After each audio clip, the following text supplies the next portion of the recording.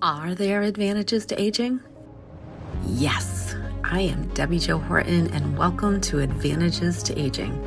Join my guests and I as we discuss aging and what makes for a healthy lifestyle, which results in a quality life. Thank you for joining me today.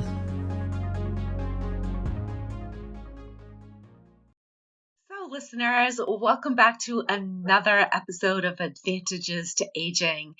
And I wanted today to kind of talk a little bit about, those moments in our life where we go, who on earth am I?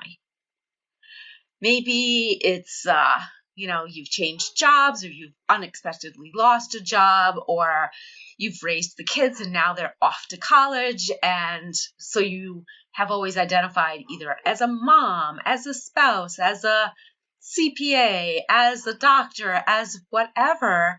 And you sit there and go like, I don't know who I am anymore. So today's guest is Susan Beauregard, and she's going to help us to kind of search out some of those answers that we might find. Susan is a cosmic catalyst coach. She's an astrologer and Reiki Master Teacher, and owner of Sacred Soul Ventures. So welcome, everyone. Give a warm welcome to our guest, Susan Beauregard. Hello. I'm so glad to be on. I'm very excited to talk about just what you'd introduced. I think it's, especially like in the past year and a half during the pandemic, like things have changed so much. So I had experienced this in my 40s, but I think a lot of people are having the same experience. All of a sudden, nothing makes sense. And who am I really? What am I doing? Is it really what I want to be doing? And it's so interesting because for me, I had always identified as a wife, as a mother, a daughter. I was the sandwich generation. So my parents were elderly and my son he's now 13. But he was like 1 or 2 years old when my dad got very sick. So, I hit this place where it's just like, I didn't even know who I was and I wasn't really sure what I was doing.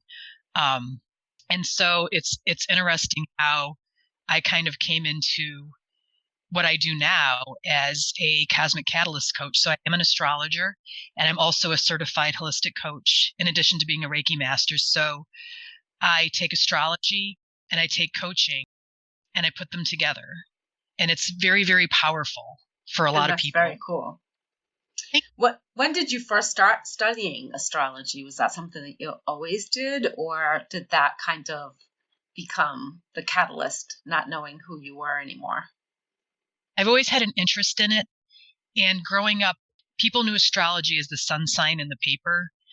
And it's so much deeper than that. And that's how I'd always known it. And as I got older, it's the drive to know who I was at a more deeper level spurred me to get my natal chart read. And it was so mind-blowing. Now, so repeat that. Your what my natal chart. Natal chart. Yes. Yeah. Natal chart. So it's your birth chart. People know it as a birth chart. Oh, okay. And so what that is, it's a picture of the sky at the time, place, and date that you were born and how the planets are configured. And it's the energy in the sky. And so we are all energy and we are very much a part of this world and this universe. And it's been fascinating because chart after chart that I do, how when I start to walk through the planetary placements and the energy that it represents, people are just like, oh my gosh, that's so me. That's me. Interesting. So just for more clarity, because I know a lot of times people talk about birth charts, and in fact, earlier today I had someone totally unrelated, but in a networking group that I was in, say, well, does the time and the place that I was born really matter? And what you're suggesting is absolutely it matters. It does. It absolutely does. There is a thing on the chart called the Ascendant. So it's actually the horizon at the time you were born. And your Ascendant sign, it's a very important piece of the puzzle. And so that changes every 2 hours.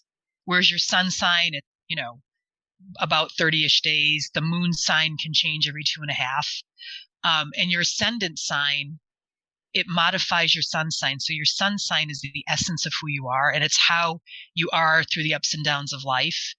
And your ascendant is how you present to the world and how other people perceive you. Interesting. So kind of thinking back on that conversation that was started this morning, they said, well, if you don't know the exact time that you were born, just guess within the 24-hour period. What you're saying is that could make a big difference. It can. And for the most part, so when I have someone come to me and they don't know their birth time, I'll actually run 3 charts. I'll run one at 6 in the morning, one at noon, and one at 6 at night. And we'll look at them. And if the moon doesn't shift into another sign and everything else stays relatively the same, we'll talk about what the ascendant looks like. And if they identify more as one or the other, or if one rings more true for them. Interesting. Very interesting. It's I don't believe in coincidences. So I'm thinking that there's a message in here that here I had this come up in a networking meeting of all things. And here we are talking about it for the podcast. So I'm going to have to go check with my mom to find out exactly when I was born. Exactly.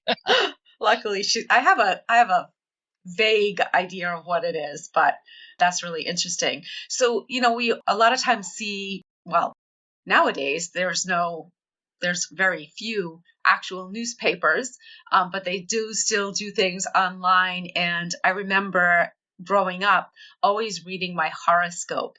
Like, how accurate are those?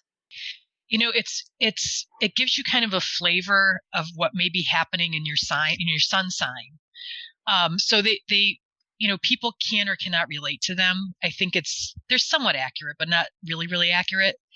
When you have your birth chart read or your natal chart, you can get a really good idea of what's coming up for you in the energy that's kind of in play, because there's a thing called a transit chart. So while your birth chart, it's the sky at the time of your birth, your transit chart actually superimposes the planetary placements in the sky now over your birth chart.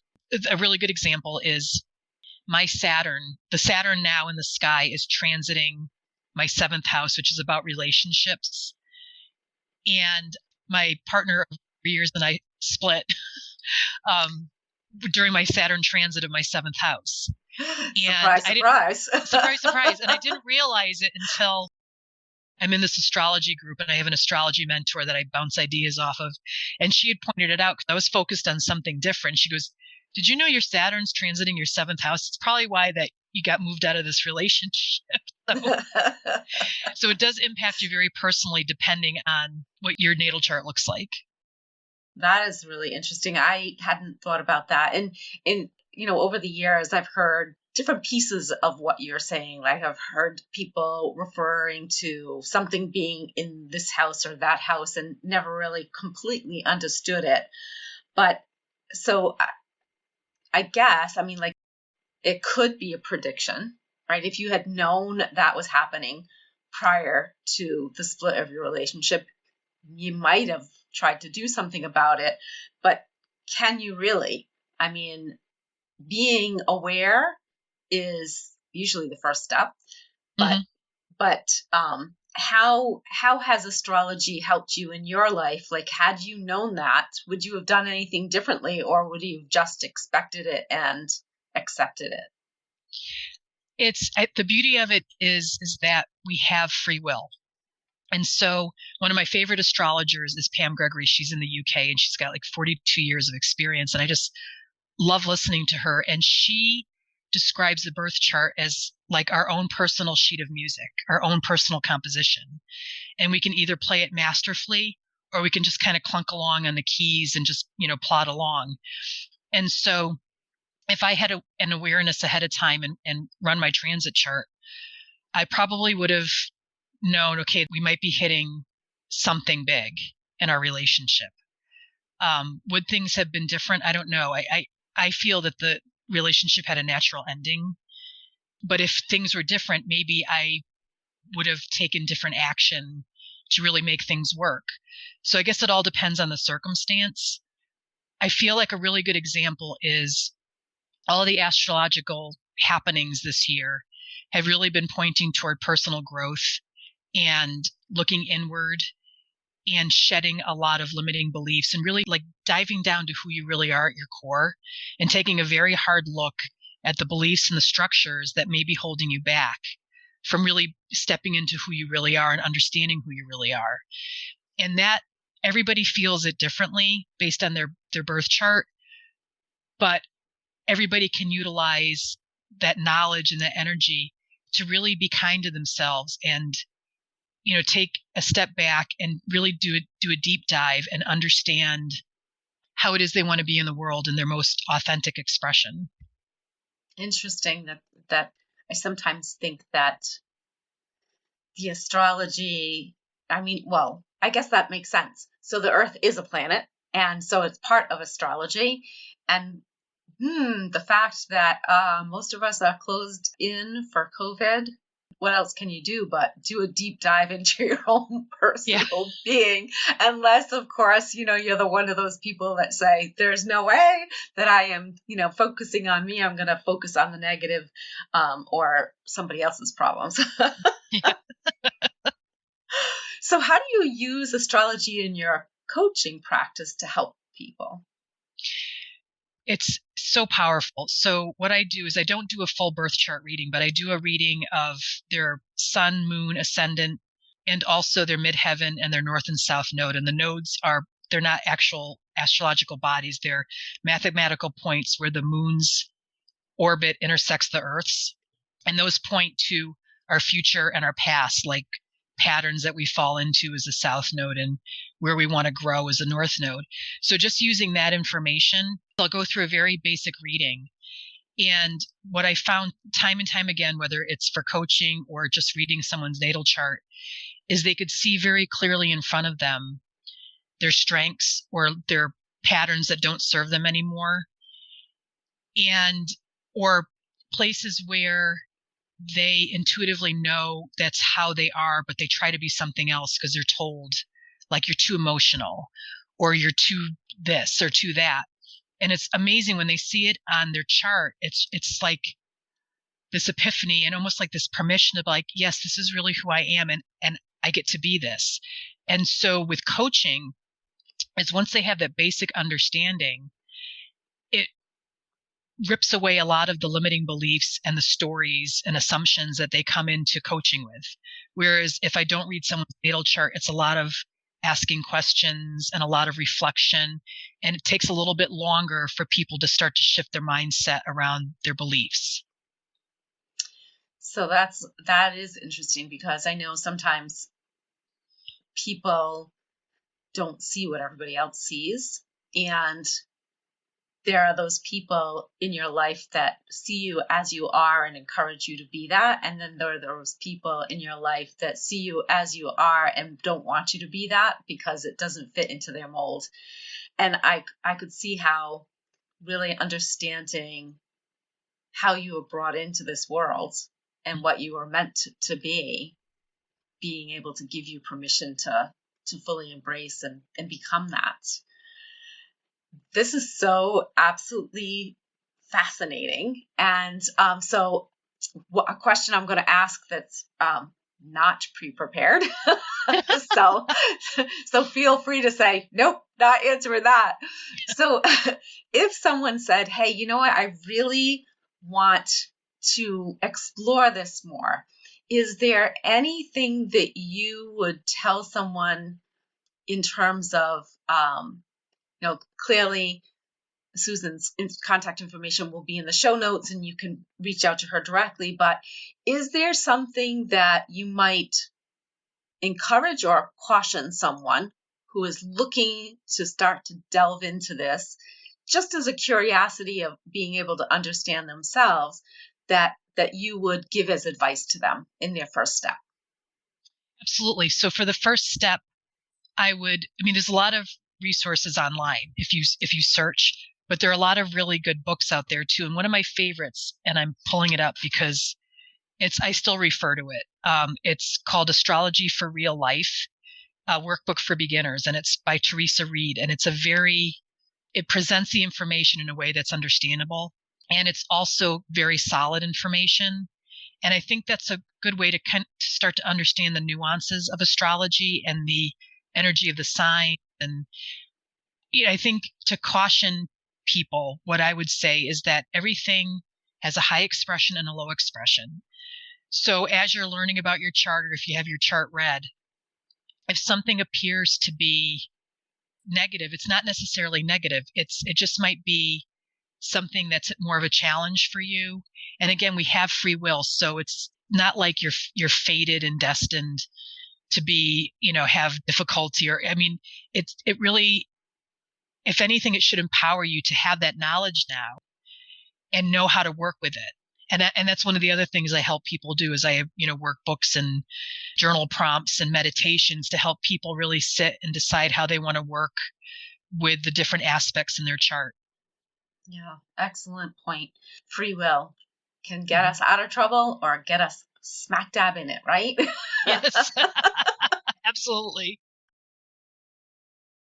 Hey, I wanted to share with you how I lost 30 pounds and 30 inches last year on NeoraFit.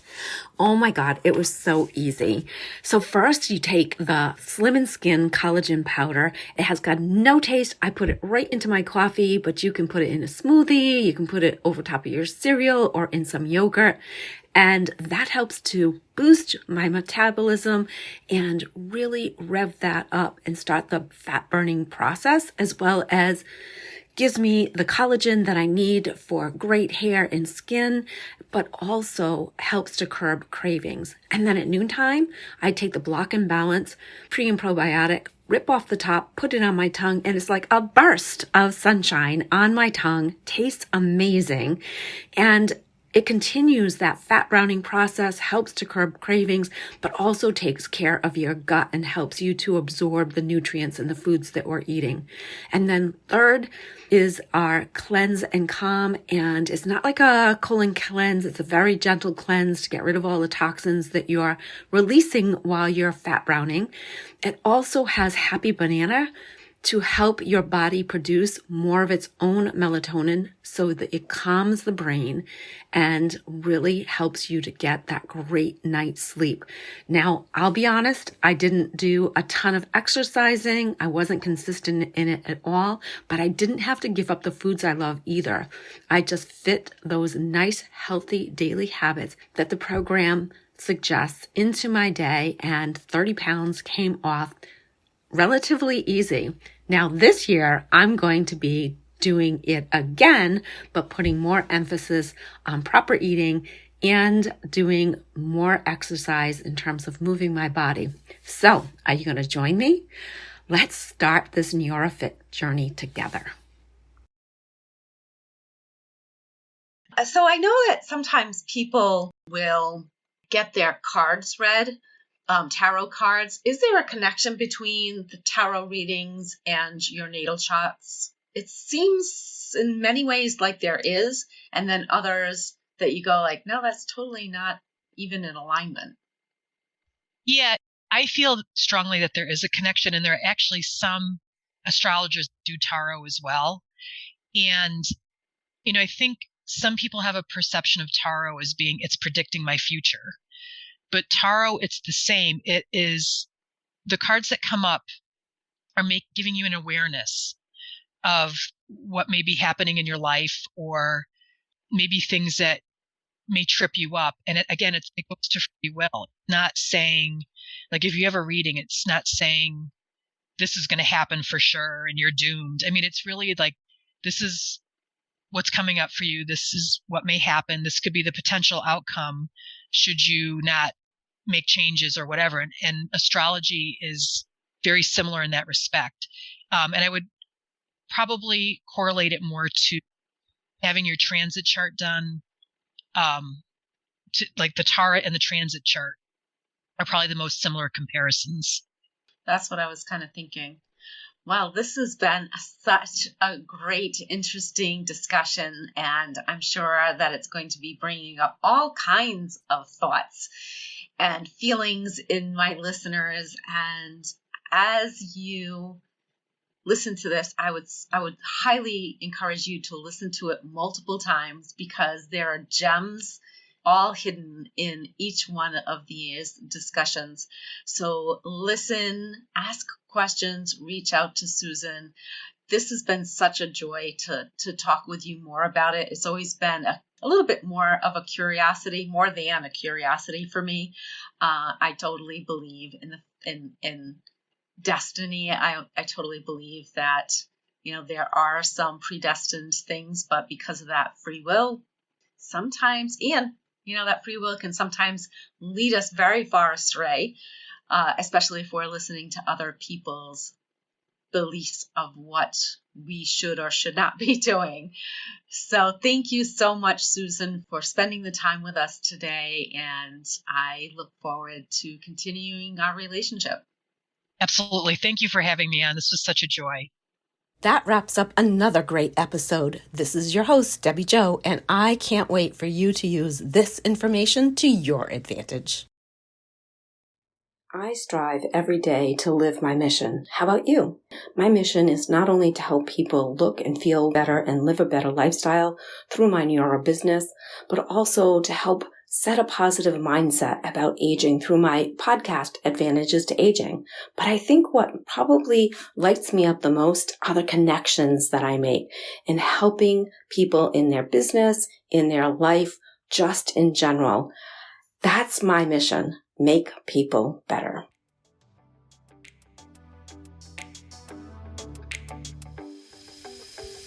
Do you think one of the biggest advantages to aging is all the knowledge we gain along the way? Me too. What did you learn today? Share with me in my Facebook group with the same name as this podcast, Advantages to Aging. Now hit subscribe so you don't miss all the tips to come in future episodes.